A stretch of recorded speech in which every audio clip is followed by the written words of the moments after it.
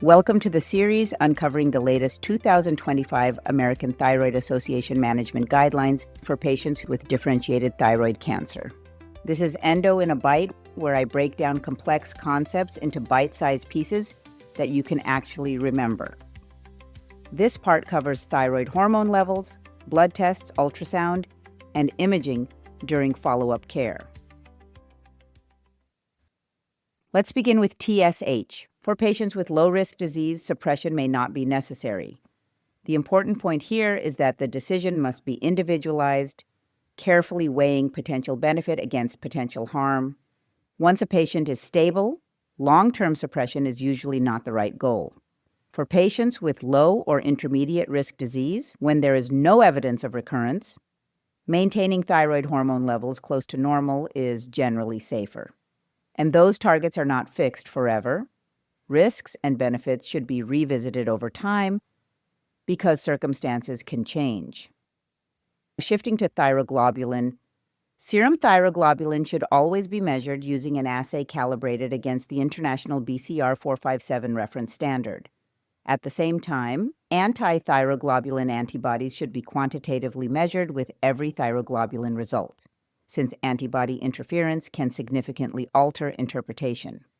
After total thyroidectomy, with or without radioactive iodine, serum thyroglobulin measured while the patient is on thyroid hormone, therapy becomes a key tool. It allows us to assess response to therapy and to monitor for recurrence. Clinically, this means that thyroglobulin should be checked every 6 to 12 months during initial follow-up.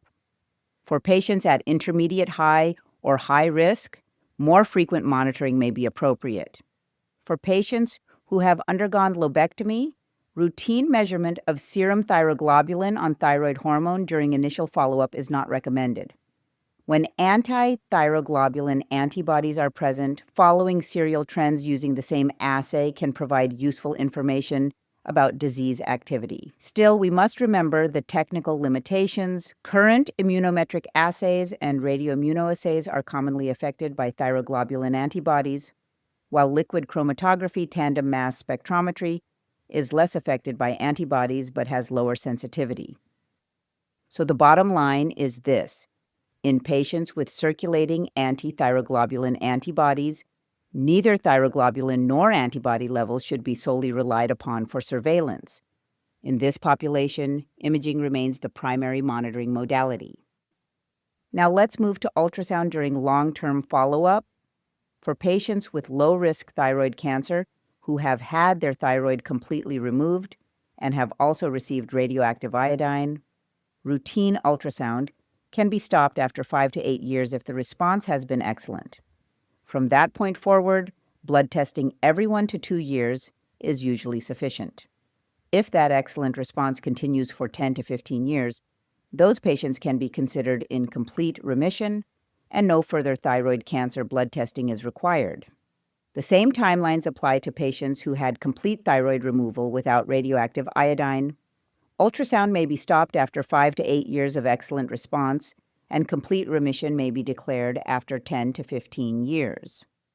For patients treated with thyroid removal, the approach is slightly different. Ultrasound should be performed every 1 to 3 years for about 5 to 8 years, especially if nodules remain in the other lobe. If thyroglobulin levels are not elevated, no additional routine blood testing is necessary.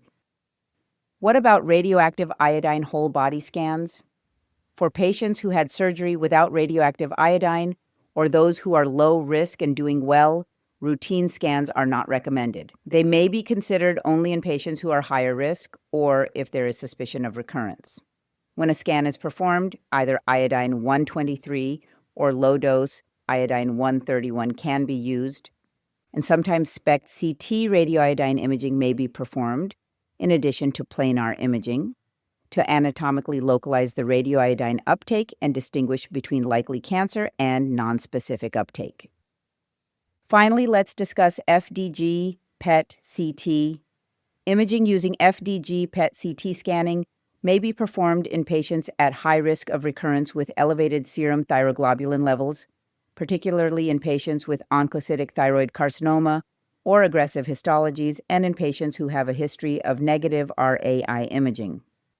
Imaging with FDG PET CT scanning may also be employed as a prognostic tool in patients at highest risk for rapid disease progression and disease-specific mortality, and as an evaluation of post-treatment response following systemic or local therapy of invasive disease. So to recap, suppression of thyroid-stimulating hormone must always be individualized. Long-term suppression is not usually needed for low-risk patients without recurrence. Thyroglobulin is an important marker after total thyroid removal, but not after lobectomy. Ultrasound surveillance can eventually be discontinued in patients who maintain an excellent response for years, and many of these patients can ultimately be considered in complete remission. Radioactive iodine whole-body scans are not part of routine follow-up unless recurrence is suspected.